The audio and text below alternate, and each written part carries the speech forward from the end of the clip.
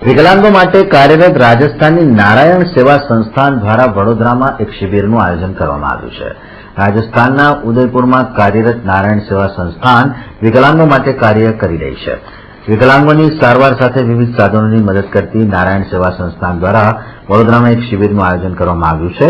આગામી 11મી તારીખે યોજાનાર કાર્યક્રમ અંગે આજરોજ એક પત્રકાર પરિષદ યોજવામાં આવી, જેમાં નારાયણ સંસ્થાનના આગેવાનોએ સંસ્થાની કામગીરી તથા 11 મેના રોજ વેક્સિન ઇન્સ્ટિટ્યૂટ પાછળ આવેલ લાયન્સ ક્લબમાં યોજાનાર શિબિર વિશે જાણકારી પણ આપી। 11/5/2014 લાયન્સ કમ્યુનિટી હોલ બરોડામાં એક કેમ્પનો શિબિરનું આયોજન કર્યું છે, જેમાં વિકલાંગ ભાઈ બંધુઓ જે બરોડામાં છે એમની માટે અહીંયા કેમ્પનું આયોજન છે।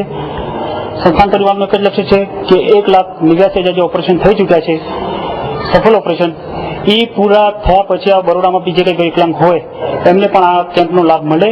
એટલે મારા બધાથી આગ્રહ છે બરોડા પર જે જોતા હોય ચેનલથી કે આના કેમ્પનો જે બી વ્યક્તિ લાભ લઈ શકે એ આના કેમ્પમાં આવે અને જે જોતા હોય તેમાં આજુબાજુમાં બી જે વિકલાંગ હોય એમને આના કેમ્પમાં મોકલે।